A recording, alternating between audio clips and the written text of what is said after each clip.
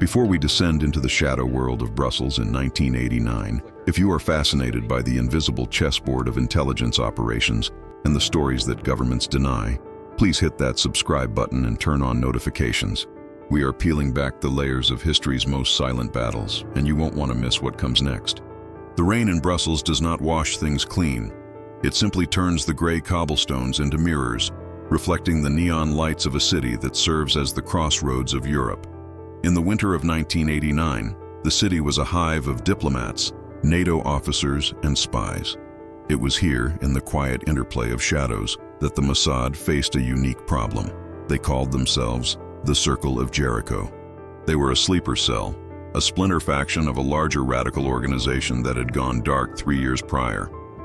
Intelligence reports indicated they had reactivated with a singular, devastating purpose: to target a high-level diplomatic convoy carrying representatives from 3 nations attempting to broker a peace deal in the Middle East. The challenge for the Mossad team, led by a veteran case officer we will call Avner, was not locating them. They knew where they were. The cell operated out of the back of a logistics import-export warehouse in the Molenbeek district. The problem was political. The peace talks were fragile as glass. Any overt action, a raid, an arrest, or a kinetic elimination, would shatter the diplomatic atmosphere. If Israel was seen conducting a violent operation on European soil at this specific moment, the talks would collapse, and the Circle of Jericho would win without ever detonating their device. Avner sat in a safe house in the Uccle district, staring at photographs pinned to a corkboard. The room smelled of stale tobacco and wet wool. His team was small. Sarah, a document specialist who could forge a signature better than the person who owned it. David, a surveillance artist who could blend into a brick wall. And Eli, a tech specialist who understood the fledgling world of digital banking and telecommunications. "We cannot touch them," Avner said, his voice low. "We cannot arrest them. We cannot let the Belgians arrest them yet because the trial would be a circus that exposes the negotiations. We have to make them stop. We have to make them destroy themselves." The target was a man named Salim al-Hassan. He was the cell leader, paranoid, intelligent, and disciplined. He did not use phones. He did not trust couriers. He ran his cell like a submarine crew, running silent and deep. Beneath him were 2 key lieutenants: Nabil, the quartermaster responsible for funding and logistics, and Tarek, the operational enforcer. "They are a triangle," Avner explained, tracing the lines between the photos. "Strong, stable. If you push on one side, the others brace against it. We don't push. We rot the structure from the inside. We introduce the one virus they have no immunity against, the truth, or rather, our version of it." The operation was codenamed House of Mirrors. The objective was not to kill the terrorists, but to convince them that they had already betrayed one another. The operation began with silence. For 2 weeks, David and his surveillance team did nothing but watch. They needed to understand the rhythm of the cell's life. They needed to know not just what they did, but what they feared.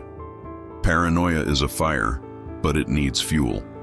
David spent his days in a rented van parked 3 blocks from the logistics warehouse. He documented everything. He learned that Nabil, the money man, had a weakness. He was meticulous about receipts but anxious about his standing with Salim. Nabil drove a battered Peugeot, but surveillance photos showed him lingering outside luxury watch shops, staring at items he could never afford on a revolutionary's budget. Tarek, the enforcer, was different. He was muscle and fury, but he was not bright. He followed orders, but he had a vanity. He liked to be seen as the favorite, the loyal dog who guarded the gate.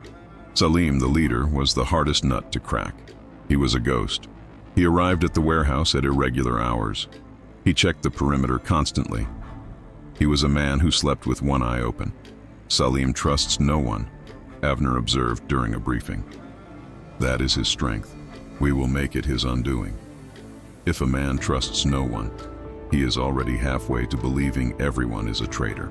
The plan relied on a psychological principle known as confirmation bias. Once the mind suspects a pattern, it will twist every piece of evidence to fit that pattern. Mossad didn't need to prove Nabil was a thief or Tarek was a snitch. They just needed to make Salim suspect it. His own paranoia would do the rest. Eli, the tech specialist, made the first move. It wasn't a hack. It was a nudge. He managed to gain access to the routing numbers of the bank account the cell used for their legitimate front business, a small import company for dried goods. "We aren't stealing their money," Eli said, tapping a command into his bulky laptop. "We are just going to make the money." Hiccup. On a Tuesday morning, Nabil went to the bank to withdraw operating cash for the cell. He expected the transfer from their overseas benefactors to be there. It wasn't. Inside the bank, Nabil sweated. He argued with the teller. The teller, looking at a screen that Eli had manipulated through a series of routed signal delays, simply shrugged. "There is a hold on the funds, sir. A flag for review." It was a lie, but a digital one.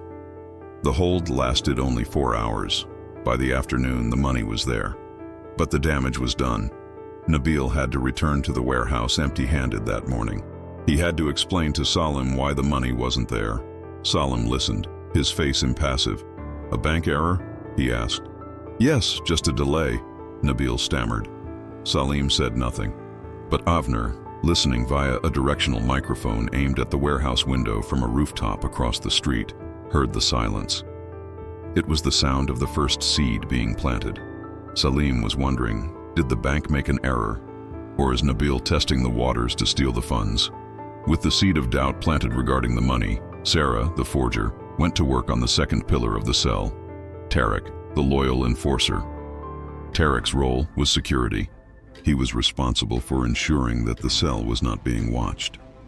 He spent his evenings in a small cafe in the Sherbake district, drinking strong coffee and watching the street. Sarah created a masterpiece of fiction. It wasn't a document. It was a piece of trash. She obtained a receipt from a very specific restaurant, Le Cygne, a high-end establishment in the Grand Place known to be frequented by Western intelligence officers and diplomats. It was a place Tarek would never go, a place he couldn't afford. Using era-specific thermal paper and a typewriter that matched the restaurant's billing machines, she created a receipt for a dinner for 2. The date was from the previous night. The items listed included expensive wine and 2 meals. The delivery method had to be accidental. Tarek was a creature of habit. He parked his car in the same spot every night. One of David's team members walking past the car in the rain utilized a technique called the bump. He stumbled near Tarek's car, seemingly dropping his own keys, and in the process of retrieving them, slid the crumpled receipt into the small gap between the windshield and the wiper blade of Tarek's car, as if it had been placed there and forgotten or blown by the wind. But the placement was calculated. It was on the passenger side. The next morning, Salim and Tarek drove to a meeting. It was raining. Salim activated the wipers. The receipt fluttered but stuck to the wet glass.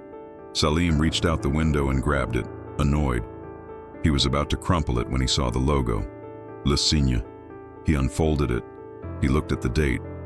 "Where were you last night, Tarek?" Salim asked, his voice casual. "I was patrolling the perimeter, then I went home." Tarek answered honestly.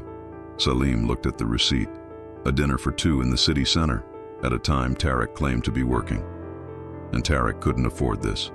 Who pays for a dinner like this? A handler? A police officer buying information? Salim put the receipt in his pocket. He didn't mention it. But later that day, surveillance logs showed Salim checking the mileage on the car. He was checking if Tarek's story about the patrol matched the odometer.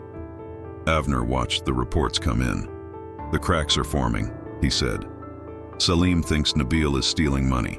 Now he thinks Tarek is meeting with rich strangers. Now, we turn up the heat. Misinformation is most effective when it comes from a source the target thinks is secure. The cell used a specific frequency on shortwave radio to receive coded signals from their leadership in the Middle East. They used a one-time pad system, unbreakable encryption, provided the key was secure. Mossad could not break the code, but they didn't need to read the messages. They just needed to create noise. Eli built a transmitter that could broadcast on the same frequency. He began sending bursts of static and partial signals that mimicked the preamble of the cell's communication protocol. For 3 nights, Salim sat by his radio, headphones on, listening to what he thought were incoming messages. But the messages were gibberish. They were fragmented. Then, Eli sent a signal that was clear. It wasn't encrypted with the current key.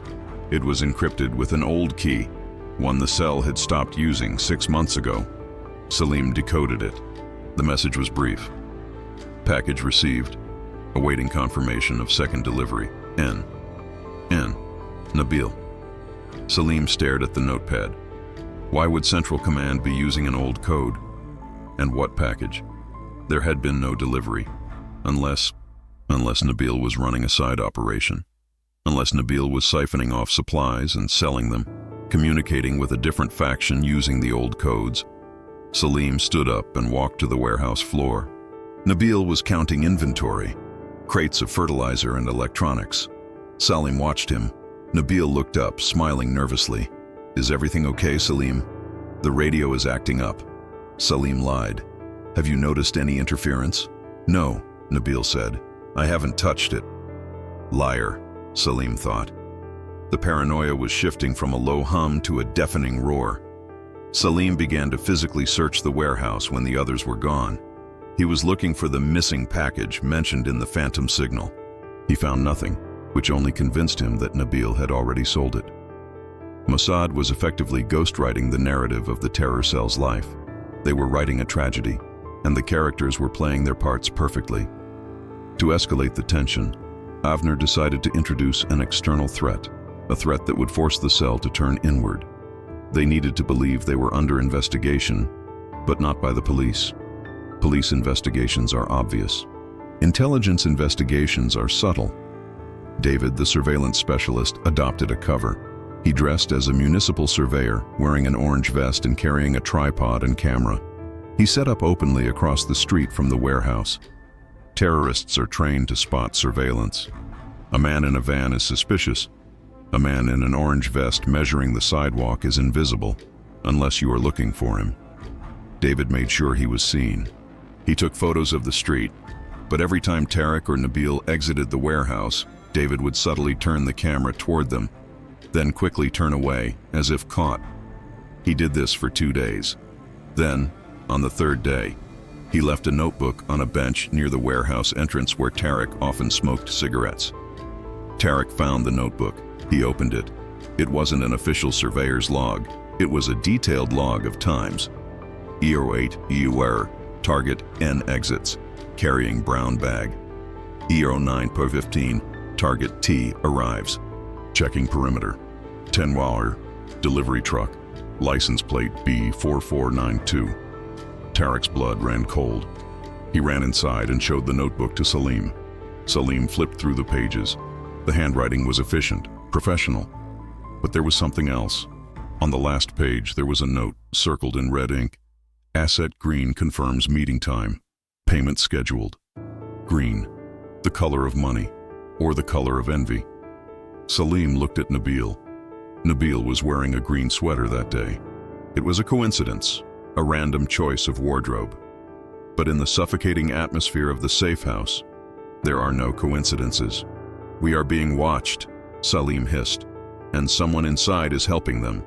He ordered a total lockdown. No one leaves the warehouse. Phones were disconnected.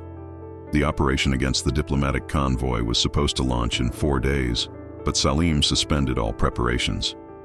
He couldn't focus on the attack. He had to find the rat. Avner, receiving the report that the warehouse had gone dark, nodded. They have stopped looking at the convoy. Now they are looking at each other. We have bought the diplomats time. Now we must finish it. Chapter 6 brings us to the most delicate part of the operation, the direct intervention. Sarah had been working for a week on her masterpiece.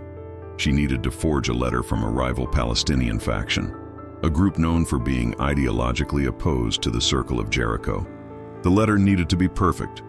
The paper stock had to match the cheap stationery available in Beirut. The ink had to be the specific blue ballpoint used in the region. The stamps, the postmarks, everything had to be authentic. The letter was addressed to Nabil. It was written in a coded language that was simple enough for Salim to break if he tried hard enough. The text of the letter was damning. It thanked Nabil for his cooperation and mentioned a safe deposit box in Zurich. It alluded to a plan to remove the obstacle so that Nabil could take command of the cell. The obstacle was clearly Salim. The delivery had to be flawless. They couldn't just mail it to the warehouse. Salim checked the mail. Wait, that was exactly it. Salim checked the mail. Mossad intercepted the regular mail carrier blocks away. An operative posing as a neighbor distracted the carrier while another slipped the envelope into the bundle for the warehouse. At 11 a.m., the mail arrived. Salim took the bundle. He sorted through the bills and flyers. He froze when he saw the envelope addressed to Nabil with a Beirut postmark. He didn't give it to Nabil. He took it to his office. He steamed it open. He read it. He decoded the veiled references. His hands shook. The radio signals, the missing money, the surveillance log mentioning asset green. It all fit. Nabil wasn't just a thief. He was plotting a coup. He was going to kill Salim and sell the cell out to their rivals. Salim sat in his office for an hour, staring at his pistol on the desk. The silence in the warehouse was heavy, pressing down like the leaden sky outside. Downstairs, Nabil and Tarek sat in uncomfortable silence. They knew Salim was angry, but they didn't know why. Nabil was worried about the finances. Tarek was worried about the surveyor. They were terrified, not of the police, but of the man upstairs.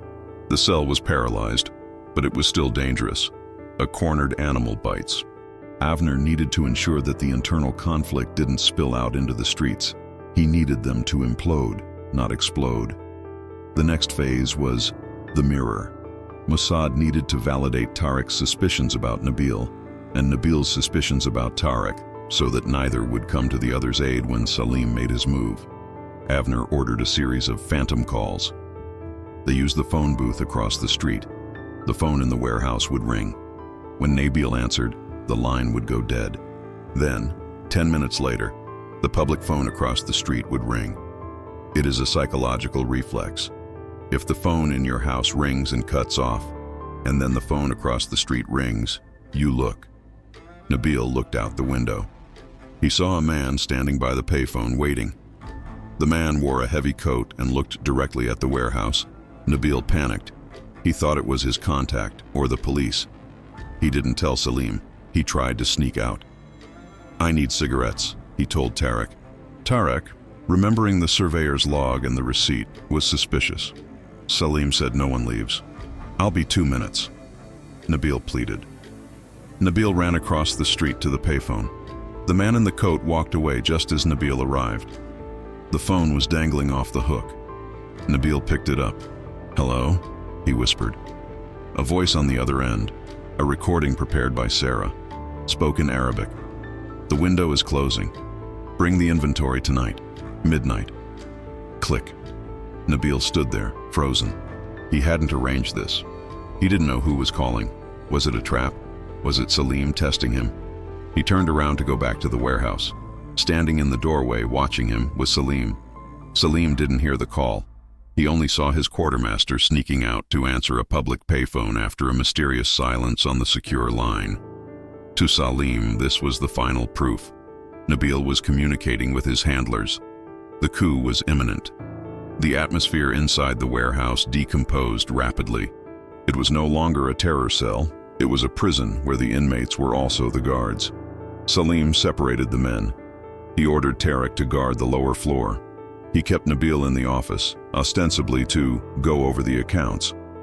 In reality, it was an interrogation. "Where is the money, Nabil?" Salim asked, his voice deceptively calm. "I told you, the bank held it. It is there now," Nabil cried. "And the package? The one referenced on the radio? I don't know about any package. And the letter from Beirut?" Salim threw the forged letter on the desk. Nabil read it, his eyes widening. This is not real. Salim, I swear on my mother's eyes, I have never seen this. Someone is setting me up." "Who?" Salim demanded. "Who would set you up? The Jews? The Americans? How would they know our internal codes? How would they know about the bank?" "No, Nabil." The call came from inside the house. Salim raised his gun. He didn't shoot. He pistol-whipped Nabil across the face. Nabil fell, bleeding. "You will stay here," Salim ordered. "You will not move. If you move, Tarek will kill you." Salim went downstairs. He found Tarek cleaning his weapon. Tarek looked at Salim with adoration. "Nabil is a traitor," Salim told Tarek. "He has sold us out." Tarek nodded grimly. "I knew it. The receipt. The rich dinners." "Yes," Salim lied, using the Mossad-planted receipt to bolster his own theory. "He is spending our revolution's money on wine and women while we rot here. Let me finish him," Tarek growled. "Not yet," Salim said. "He hasn't told us where the rest of the money is, or who his contact is. Tonight we make him talk. Then we dissolve the cell. We move the explosives to the backup site." But there was no backup site, and Salim was beginning to wonder if Tarek was truly loyal, or if he was just the muscle for Nabil's coup. After all, Tarek had let Nabil leave the building to answer the phone. Salim was alone in a room full of mirrors, and every reflection looked like a monster. Mossad had them exactly where they wanted them. Paralyzed by infighting, the mission against the convoy abandoned. But a cornered terrorist with explosives is a ticking bomb. They needed to flush them out. Avner initiated the endgame. Operation Exodus. They needed to offer Nabil a way out, a trapdoor. Eli patched into the warehouse's phone line again. He waited until Salim was downstairs inspecting the explosives. He rang the office phone where Nabil was held prisoner. Nabil, battered and terrified, crawled to the desk. He answered. "Listen to me," a voice said in urgent Arabic. "This is the police. We know what is happening. We know Salim is going to kill you. We have the building surrounded." Nabil gasped. "Police? We are not here to arrest you." The voice lied. "We are intelligence. We know you are an informant. We received your signal." Nabil was confused. He wasn't an informant, but in his desperate state, his mind latched onto the lifeline. Maybe they think I am someone else. Maybe this is my chance. "Yes," Nabil whispered. "Yes, help me." "You have 10 minutes, the voice said. "There is a back exit in the alley. A van is waiting. Blue Mercedes. Run to it. We will extract you." It was a lie. There was no van. But the goal was to make Nabil run. Nabil slammed the phone down. He looked at the door. He could hear Salim and Tarek arguing downstairs. Tarek was shouting about payment. Nabil didn't wait. He grabbed a heavy brass lamp from the desk. He smashed the window of the office. The sound of shattering glass echoed through the quiet street. Downstairs, Salim and Tarek froze. "He's escaping," Tarek yelled. Nabil scrambled out the window onto the fire escape. He slipped on the wet metal, crashing down the stairs. He hit the alley floor hard, groaning. He looked for the blue Mercedes. The alley was empty, just rain and trash bins. "Where is it?" he sobbed. "Where is it?" The back door of the warehouse burst open. Tarek stood there, an AK-47 in his hands. Salim was behind him. "Traitor!" Tarek screamed. Nabil raised his hands. "The police! They are here! They are helping me!" Salim stopped. "Police? They called me!" Nabil screamed, hysterical. "They are outside. They promised to take me." Salim's face went pale. If Nabil was telling the truth, the building was surrounded.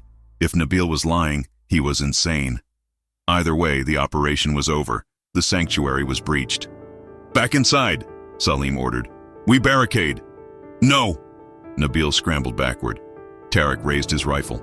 "Don't shoot!" Salim yelled. "Gunfire brings them in." It was too late. The tension, the fear, the adrenaline. It was too much for Tarek. He squeezed the trigger. A short burst. Nabil collapsed, silence claiming him. The echo of the shots bounced off the brick walls of Molenbeek. Salim stared at Tarek. "You fool," he whispered. "You've killed us all." Sirens began to wail in the distance. Not fake sirens this time. Real ones. The neighbors had heard the shots. Mossad had tipped off the Belgian Rijkswacht, gendarmerie, an hour ago that armed men were seen fighting in the alley. Avner watched from the rooftop safe point. He saw the flashing blue lights of the Belgian police swarm the street. Inside the warehouse, Salim and Tarek were trapped. They had explosives, but they were not rigged for defense. They were packed in crates for transport. Salim looked at the dead body of Nabil. He looked at Tarek, who was shaking, realizing what he had done. There is no coup, Salim realized with a sickening clarity. There was no letter, There was no money missing. He looked at the receipt from Lessing that he still carried. He looked at the radio. "We were played," Salim whispered. "They didn't need to kill us. We did it for them." The police loudspeaker boomed. "Exit with your hands up." Tarek looked at Salim. "What do we do? Do we fight?" Salim looked at his weapon. He was tired. The psychological weight of the last week had broken him. He had killed his own quartermaster for nothing. He had dismantled his own operation based on ghosts. "No," Salim said. "We don't fight. It's over." Salim threw his gun down. He walked to the door and kicked it open. He walked out into the rain, hands raised. Tarek followed, head bowed. The Belgian police tackled them. They found the explosives. They found the plans for the diplomatic convoy. They found the dead body in the alley. It was a spectacular arrest. The Belgian authorities held a press conference the next day, praising their detective work. They claimed to have successfully infiltrated the cell and prevented a massacre. The newspapers ran headlines. "Terror plot, foiled by police vigilance." Avner, Sarah, and David watched the news from their hotel room. They were packing their bags. There was no mention of Mossad. No mention of forged letters, phantom phone calls, or manipulated bank accounts. "Clean hands," Sarah said, closing her suitcase. "The best kind," Avner replied. The circle of Jericho was broken. Salim and Tarek were sentenced to life in prison. Nabil was buried in a pauper's grave. The diplomatic convoy arrived safely in Brussels, and the peace talks continued for another round. In the interrogation rooms, Salim tried to explain what happened. He told the Belgian detectives about the radio signals, the bank errors, the letter from Beirut. The detectives checked. The bank records showed no errors. The radio frequency showed only static. The letter from Beirut was analyzed and dismissed as a clumsy forgery, obviously created by Nabil, they concluded, to cover his tracks. Salim was diagnosed as paranoid and delusional. His claims of a sophisticated intelligence operation against him were dismissed as the ravings of a fanatic trying to shift blame. That is the ultimate victory of a misinformation campaign. Even when the victim tells the truth about what happened, it sounds like a lie. Back in Tel Aviv, the file on House of Mirrors was closed and archived. It became a textbook case study for the Mossad Academy. It taught young cadets a vital lesson. The human mind is a fortress, but fear is the key that opens every door. You don't need to blow up the building to destroy the foundation. You just need to introduce a little rot and let gravity do the rest. And as for the receipt from Lessing, it remained in the evidence locker, a scrap of thermal paper that cost less than a franc, but purchased the destruction of a terror cell. The rain continued to fall in Brussels, washing away the blood in the alley, leaving the city ready for the next game of shadows.